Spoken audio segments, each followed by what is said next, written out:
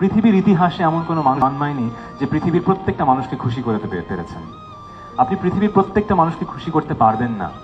আপনি নিজের true calling নিয়ে এগোতে থাকবেন।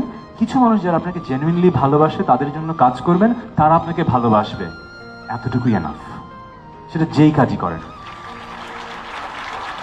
এই কথাটা যদি আমাকে অনেক আগে কেউ বলতো, আমার জীবনটা অনেক ইজিয়ার হতো। কারণ আসলে আমরা সবসময় চিন্তা করি যে সবাইকে খুশি করতে হবে, সবাইকে, অফিস এনভায়রনমেন্টেও মনে হয় যে সবাইকে খুশি করতে হবে, পাবলিক লাইফে, সোশ্যাল গ্যাদারিংসে সবাইকে খুশি করতে হবে, বাট ইটস নট পসিবল।